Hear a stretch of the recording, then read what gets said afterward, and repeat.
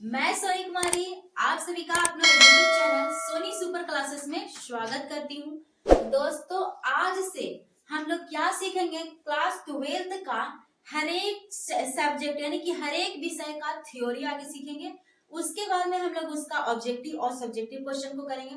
दोस्तों अगर आप किसी भी विषय का अगर सबसे पहले थ्योरी को करते हैं तो उसका ऑब्जेक्टिव और सब्जेक्टिव बिल्कुल भी आसान तरीके से उसका आप खुद ही उसका आंसर बना सकते हैं। तो दोस्तों आज हम लोग हिस्ट्री यानी कि इतिहास का क्लास 12 का किस विषय को स्टार्ट करेंगे, तो हिस्ट्री यानी कि इतिहास का सबसे पहले आज हम लोग इतिहास को देखेंगे। तो दोस्तों सबसे पहले अगर इतिहास को देखेंगे तो कह दिया जाए कि इतिहास इतिहास इतिहास कहते किसे हैं, इतिहास किसे कहते हैं। तो दोस्तों मेरा मानना है कि इतिहास वह समय है जो बीत चुका है। इतिहास वह समय है जो बीत चुका है जिस समय को अध्ययन करने से हमको पूर्वजों की जानकारी मिलती है उसी को इतिहास कहते हैं। यानी कि इतिहास हम इसलिए जानकारी करते हैं कि हमारे पूर्वज जिस समय हमारे पूर्वज थे उस समय तो हम लोग नहीं थे, तो हमारे पूर्वज किस तरह के रहते थे, किस तरह के कपड़े पहनते थे और क्या खाते थे, क्या करते थे, कौन से अच्छे कार्य किया करते थे और कौन सा गलत कार्य किए थे, इन सभी चीजों के बारे में हम लोग किसे पता लगाते हैं, तो हिस्ट्री यानी कि इतिहास, इसी को हम लोग इतिहास कहते हैं। और एक पढ़ने वाला व्यक्ति हो या ना पढ़ने वाला व्यक्ति हो, हर व्यक्ति को इतिहास की जानकारी रखनी चाहिए, तो उसी को इतिहास कहते हैं। बीते हुए समय को जो अध्ययन हम लोग करते हैं उसी को इतिहास कहते हैं। अगर कह दिया जाए कि इतिहास का यानी कि इतिहास शब्द कहाँ से यानी हिस्ट्री शब्द कहाँ से लिया गया है, तो हिस्ट्री शब्द जो है ग्रीक शब्द के हिस्टोरिया से, कहां से लिया गया है, ग्रीक शब्द के हिस्टोरिया से, कहां से, ग्रीक शब्द के हिस्टोरिया से लिया गया है, ग्रीक शब्द के हिस्टोरिया से लिया गया है। अगर कह दिया जाए कि ग्रीक शब्द जो हिस्टोरिया है इसका अर्थ क्या है, तो इसका अर्थ है पूछताछ। आज ही सी बात है, हिस्ट्री किसी की जानकारी कब पता चलती है, जब हम लोग किसी का पूछताछ करते हैं। जैसे कि मान लिया जाए कि आप हमको बारे में जानकारी कब प्राप्त करेंगे, तो जब हमारे बारे में आप पूछताछ करेंगे कि दीदी आप क्या करती थी पहले, आप अभी क्या करती हैं और आप 10th में या 12th में कितना मार्क्स लाई हैं, किस तरह से पढ़ाई की है, तो इस तरह से मेरी हिस्ट्री जानेंगे कैसे, जब आप हमसे क्वेश्चन करेंगे, पूछताछ करेंगे। तो वही यहाँ पे कहने का मतलब है कि हिस्ट्री जो है ग्रीक शब्द हिस्टोरिया से लिया गया है, जिसका अर्थ कहा जाए तो पूछताछ होता है। क्या होता है, पूछताछ। अगर कहा दिया जाए कि हिस्ट्री के पिता कौन है, तो हिस्ट्री के पिता माना जाता है हेरोडोटस को। अब हेरोडोटस को पिता क्यों माना जाता है, बाकी और लोगों को क्यों नहीं माना जाता है, तो दोस्तों हिस्ट्री के बारे में सबसे पहले जानकारी हेरोडोटस ने दी थी कि हिस्ट्री क्या चीज है और क्यों हम सबको जानकारी रखनी चाहिए, तो इसके बारे में जानकारी हेरोडोटस ने दिया था, इसलिए इनको हिस्ट्री का पिता कहा जाता है। किस क्या कहा जाता है, पिता कहा जाता है। तो ये तो हमारा हिस्ट्री का कुछ इंट्रोडक्शन समझिए ये था, क्योंकि हर कोई एग्जाम में तो इस तरह से नहीं पूछा जाता है कि इतिहास किसे कहते हैं, इतिहास का पिता किसे कहते हैं, ये इंटर यानी कि 12th में नहीं पूछी जाती है। लेकिन आपसे थोड़ा सा एक आध कलम कोई पढ़ा लिखा होगा तो वो बोल देगा बड़ा हिस्ट्री पढ़ा है, बड़े इतिहास पढ़ा है, हिस्ट्री के पिता बताओ, इतिहास किसे कहते हैं, ये सब बताओ, तो इस तरह से पूछ देता है। तो इसीलिए ये आपको जानकारी होनी चाहिए। तो आज हम लोग पढ़ेंगे बेसिकली यानी कि हिस्ट्री में ईटे ईटे मनके तथा अस्थियां, क्या है, ईटे तथा मनके अस्थियां, ईटे मनके तथा अस्थियां। और ये ईटे मनके अस्थियां किस जगह किसके बारे में पढ़ेंगे, तो हड़प्पा सभ्यता के बारे में पढ़ेंगे। अब आप लोग के क्लास 12th में चैप्टर 1 में ही है ये चैप्टर, और हड़प्पा सभ्यता की इसकी जानकारी मिलती है, किसकी सभ्यता किस सभ्यता की जानकारी मिलती है, तो हड़प्पा सभ्यता की। दोस्तों अब हड़प्पा सभ्यता कह दिया जाए कि ये होता क्या है, जब मैं तैयारी करती थी तो हमको ये चीज समझ में नहीं आती थी कि ये हड़प्पा सभ्यता होता क्या है।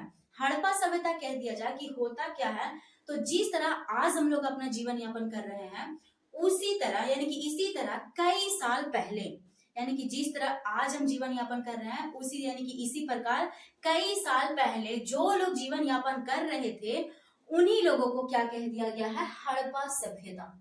क्या कह दिया गया है, हड़प्पा सभ्यता, यानी कि हमसे कई साल पहले जो लोग जीवन यापन कर रहे थे उन्हीं को नाम दिया गया है हड़प्पा सभ्यता। क्या नाम दिया गया, हड़प्पा सभ्यता।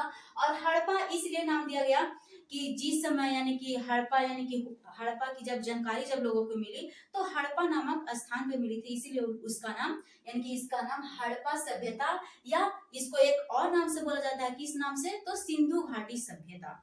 क्या कही जाती है, सिंधु घाटी सभ्यता। तो सिंधु घाटी सभ्यता इसलिए कहा जाता है कि ये हड़प्पा सभ्यता जो है सिंधु नदी यानी कि सिंधु नदी के किनारे स्थित है।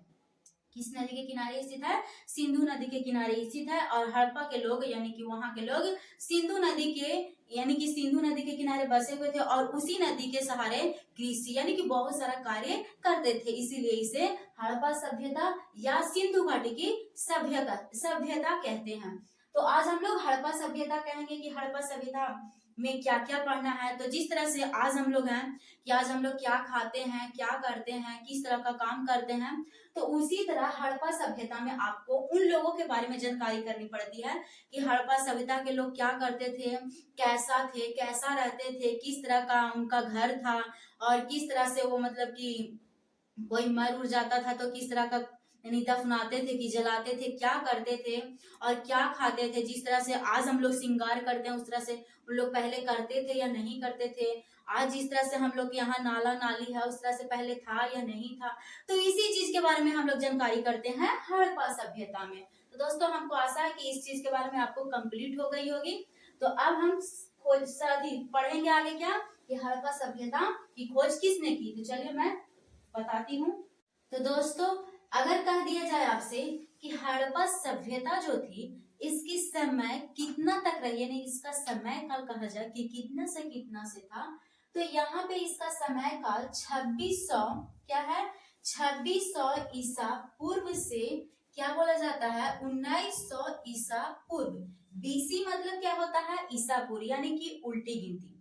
क्या होती है उल्टी गिनती। यानी कि कहा जाए कि हड़प्पा सभ्यता का जो समय रहा वो कितना से कितना साल तक यानी कितना से कितना साल तक था, तो 2600 बीसी यानी कि 2600 ईसा पूर्व से 1900 यानी कि 1900 ईसा पूर्व।